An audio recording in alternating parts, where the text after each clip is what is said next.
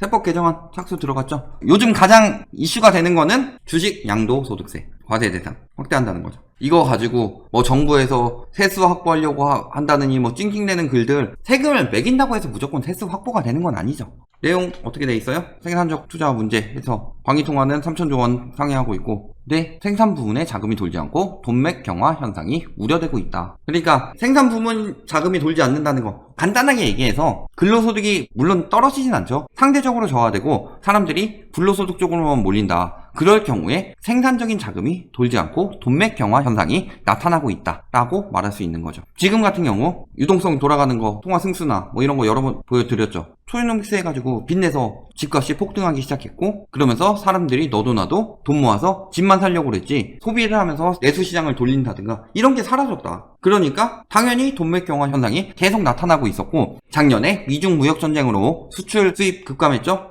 올해 들어서 질병사태 터졌죠. 해외랑 교류가 더욱 줄어들면서 기업들이 죽어나고 있다. 그럼에도 불구하고 빚내서 집 사고 빚내서 주식 사고, 이게 뭐 장기적인 판단이 있어서 그렇다면 모르겠지만 대다수의 개미들 중에서 물론 돈 번 사람들도 있고 그 전에 샀다가 잃은 사람들도 있겠죠. 그런데 아직 기업들이 죽고 있는데도 돈은 다 그쪽으로만 몰리고 있다. 이게 위험한 상황이라는 거죠. 그런데 무슨 단기 부동 자금이 늘어나서 집값이 오르고 주식이 더 오른다. 그래서 갈 곳을 잃은 돈이라고 하는데 실질적으로 그냥 당장 사용할 수 있는 돈을 단기 부동 자금이라고 하죠. 근데 그 단기 부동 자금은 기업에서 현금 확보하고 있는 건데 이걸 가지고도 계속 주식으로 올 거니 부동산으로 올 거니 계속 유도하고 있다. 결국에는 주식시장이든 부동산 시장이든 제로섬 게임이다. 주식 같은 경우 그래도 완전 제로섬은 아니죠. 기업이 발전하면서 가치가 올라가는 경우는 있지만 부동산 같은 경우 완전 제로섬이죠. 완전 불로소득이다. 주거용 부동산에 대해서 시세 차익을 많이 남겼다. 그래서 그거에 대해서 양도세를 줄이고 예전처럼 소득공제에 대해서 세액공제로 바꾸면서 혜택을 줄여버린다. 그러면은 당연히 돈맥 경화 현상이 심화될 수밖에 없죠. 불로소득 과세하겠다. 소액주주 양도소득세 부과한다.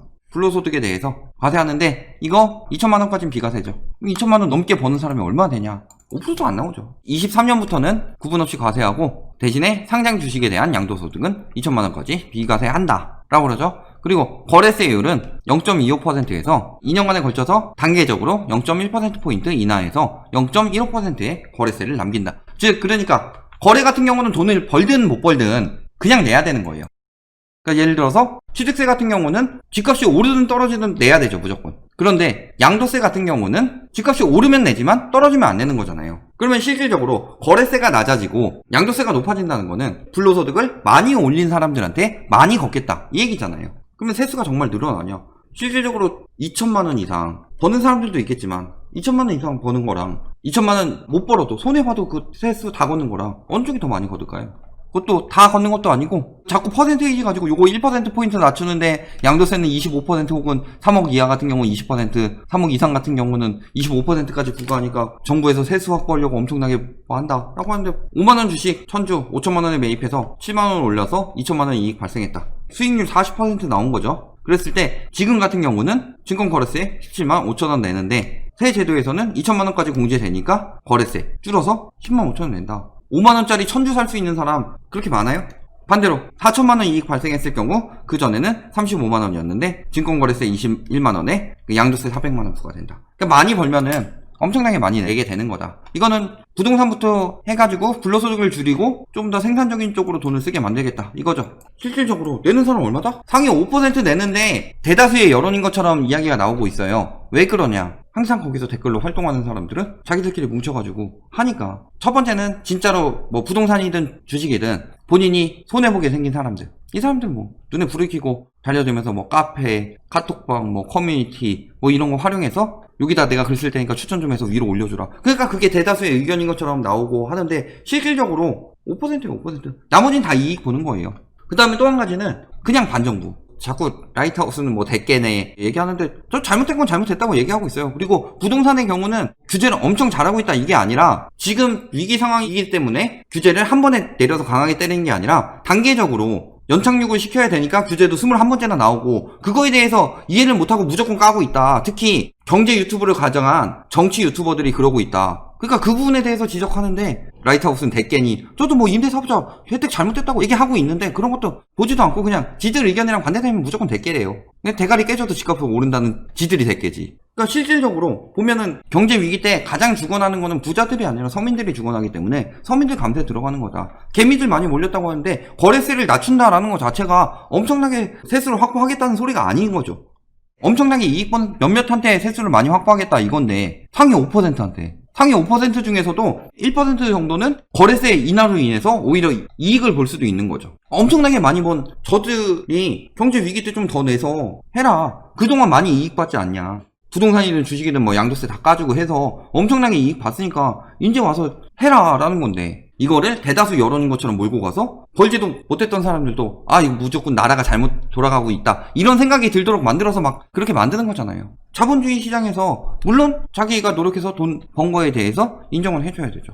그런데 버는 게 불로소득이고 특히 남을 손해보게 만들면서 돈을 버는 게 그게 자본주의의 논리라면은 그런 자본주의의 논리 때문에 여러 번 위기를 겪고 나와서 지금 생긴 게 수정 자본주의인데 그런 거에 대해서 개불도 모르고 이야기를 할 거면은 과거 왕권 시대로 돌아가라고 그래요. 조선 시대로. 아니면 저기 자본주의 판치면서 마피아들 판치는 남미 쪽이나 그런 데로 가라고 그래요. 나라 차별하는 게 아니라 그런 데서는 소액의 돈으로 더 많이 벌 수 있다. 마약해서 돈 벌면 어때요? 자본주의 논리에 따라 돈 버는 건데 뭐가 다른 거예요?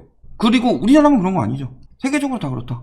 지금 보면은 뭐 미국, 일본, 영국, 독일, 프랑스 이쪽 지금도 다 지금 양도소득세 들어가고 있고 거기 보면은 증권거래세는 미국은 비과세인데 여기 영국, 프랑스, 이탈리아, 호주 이런 데 다 과세하고 있다. 둘 다 과세하는 나라도 굉장히 많다. 특히 어디 쪽에? 유럽 쪽에. 자 그러면서 증세론이 억울한 까닭 동학개미들 주식 양도세 내라는 정보 5%네요. 5%. 95%는 거래세 줄어서 혜택받고 이거를 왜 자꾸 언론들이 이따위로 써서 유도를 하니까 부당하다 하면서 이렇게 청원 들어가는데 실질적으로 저 10,000명 중에서 진짜로 양도세 확대해가지고 피해보는 사람 얼마나 될까요? 뿔난 개미들 이중과세 원성 뭐 족각 근데 아니죠. 양도세 확대 개미들 떠난다 한숨. 개미들은 2천만 원 벌기가 그렇게 쉽진 않다니까요. 그러니까 엄청나게 오른 것처럼 보이는데 실질적으로 조금 이렇게 해서 그렇게 된 건데 이거 2019년부터 얘기 나온 거다. 증권거래세율 점진적으로 내리고 양도차익 과세 대상 조기 확대 검토했다. 언제 기사예요? 2019년 1월 21일. 그런데 지금 뭐 동학개미들 자꾸 들어가가지고 억울하다. 동학개미들 자꾸 이런 식으로 기사들이 몰고 가고 있는데 이거는 과거부터 추진을 하고 있었다. 소액으로 어느 정도 기여할 수 있게 만들고 대신에 큰 돈으로 해서 자산 많은 사람들이 크게 벌어가는 것들 거기에 대해서 과세하겠다라고 작년 초부터 나왔던 건데 무슨 동학개미가 많이 들어가서 뭐 주가가 오르니까 증세해가지고 걷어서 세수 늘리려고 한다고 이런 여론을 만들어내냐. 가상화폐도 마찬가지다. 비트코인은 주식이나 부동산보다 훨씬 더 심하죠. 진짜 아무것도 없는 거. 가상화폐예요 저게. 뭐 어디 페이나 뭐 이런 것들 예전에 하다못해 세된 가수의 월드 이런 데서 도토리나 이런 거는 돈처럼 사용할 수라도 있죠. 아바타라도 살 수 있고 그걸 가지고 뭐 주문이라도 할 수 있고 이런 거 정도는 돼야 가상화폐지 무슨 저게 가상화폐예요. 편의점에서 쿠폰 같은 걸로 계산 가능하죠? 핸드폰 쿠폰 같은 거 보여주면서 이런 게 계산이 되는데 비트코인 주고서 저기 컵라면 하나 사고 거스름돈 비트코인에서 까주세요. 이런 거 돼요? 화폐의 기능은 하나도 없는데 가상화폐다. 완전 투기의 온상이었죠. 그러니까 여기도 양도소득세 물린다. 거기다 기타 소득세까지 물린다. 부동산 쪽으로도 강화되죠. 종부세 1년 1천원 꼼수 신탁부동산 막는다. 왜? 2014년에 너무 미친 법들이 많이 나왔죠. 초이노믹스, 재건축 연한 완화, 조합원 3주택 허용, 그 다음에 분양가 상한제 폐지, 재초안, 부동산 3법이라고 해서 2014년 12월 31일에 나왔습니다. 그래서 2014년에 뭐도 나왔었다? 신탁부동산 위탁하면은 주택수 제외. 예를 들어서 그런 경우도 있어요. 담보대출 같은 경우를 신협이나 이런 데서 받아서 거기다가 위탁을 한다. 그래서 신탁부동산이 되는 경우도 있는데 그런 건 주택수에서 빼가지고 다 종부세 보유세에서 빼버렸다. 그러니까 종부세에서 과세를 1주택 과세하고 신탁한테 넘겨서 과세를 굉장히 적게 받게 했다. 그거 때문에 종부세 엄청나게 깎아줬죠. 그러니까 도구나 카우나 신탁 해가지고 주택 엄청 늘렸었죠. 다주택자를 양성하는 정책이었다. 돈 있는 놈들이 진짜로 현금 부자들이 집 많이 사고 할 수 있는 정책은 지금 대출 규제가 아니라 저런 주택수를 줄여주고 해서 보유세를 줄이고 양도세율을 낮춰서 양도세를 늘리고 이런 것들이 진짜 현금 부자들이 그 집을 많이 사게 만드는 거지. 대출 규제 강화돼서 수요 억제하면은 현금 부자들도 현금 부자가 괜히 된 게 아니기 때문에 아 수요가 없으니까 안 팔리겠구나, 황금성 떨어지겠구나, 집값 떨어지겠구나 하고 안 산 게 팩트죠. 근데 왜 자꾸 현금 부자 프레임을 잡아요? 이거야말로 꼼수로 탈세할 수 있게 만들어준 이 신탁부동산 법이야말로 진짜 현금 부자들이 몰려들게 만든 법이죠. 그러니까 작년에 부동산 비중이 줄었다. 왜? 이제 떨어질걸 예측했기 때문에. 그러면서 이제 과세 될 거다. 이것만 들어가냐. 세제 개편하는데 다주택자나 갭투기자들의 세부담을 늘릴 계획이다. 또 뭐 정부에서 부랴부랴 뒤늦게 대책. 아니 보유세는 계속 늘리려고 했다니까요. 특히 종부세 강화는 올해에도 추진됐었어요. 추진됐는데 통과를 못했을 뿐이지. 그런데 21번째 부동산 대책에 6.17 대책에 보유세가 왜 빠졌냐. 그러니까 정부는 집값을 잡을 의지가 없다. 자꾸 이딴 얘기 하고 있다. 그게 아니라 국회가 개원되어 통과하는 거죠. 이제 그리고 상임위원장 독식해가지고 대부분 세웠다. 그러면은 이제 추진을 할 거죠. 그래서 세부담을 늘릴 계획이다. 일단은 갭투기한 거 3주택 이상일 경우 전세 보증금에 대해서 환산 월세로 해서 임대사업자 소득으로 해서 세금을 물리겠다 했는데 이거 2주택자로 확대 방안 검토하고 있다. 갭투기꾼들 점점 더 힘들어지죠. 양도세 부과 시 실거주 요건 강화. 내년부터 2년간 보유 시 비과세 혜택 주어지고 상관없이 장기공제 혜택 적용됐고 이거 됐는데 어떻게 바뀐다고요? 내년부터는 보유만 해서 되는 게 아니라 거주 40%, 보유 40% 들어가죠. 거기다가 뭐 분양받는 거에 대해서도 거주 요건 강화하고 갭 투기하지 말아라. 다주택 투기해가지고 한 거면은 세금 많이 내라. 네가 그만큼 가격 띄워서 그거 마땅히 그 가격에 사야 될 실수요들이 손해를 본 거니까 당연히 세금을 많이 내야죠. 아니면은 양도세 내기 싫으면은 양도세 안 내기 위한 방법은 간단하죠. 불로소득을 안 올리면 돼요. 그럼 양도세 낼 일도 없는데. 종부세 상향 조정한다. 그래서 0.5에서 2.7%인 거를 0.6에서 3.0%로. 그리고 3주택 이상이나 조정대상 지역 2주택 이상인 사람들에게는 0.6에서 3.2에서 0.8에서 4.0으로 올리려고 추진했다. 이거 20대 국회에서 통과 못했어요. 근데 이번에 세법 개정안에 당연히 포함될 수밖에 없죠. 종부세 얘기 나왔으니까. 그리고 세부담 상한 200에서 300%로 확대한다. 세수 많이 확보하려고? 집값 떨궈서 토해내고 집값이 떨어져서 사람들이 무리하게 대출을 받아서 집을 사는 상황이 되지 않게 된다. 그러면 어떤 일이 벌어지느냐? 소비가 돌아가면서 정부에서 굳이 재난지원금 해줄 필요 없다. 그럼 정부에서 굳이 빚을 늘릴 필요도 없죠. 경제 위기가 오더라도 다른 나라들보다 양호해질 것이다.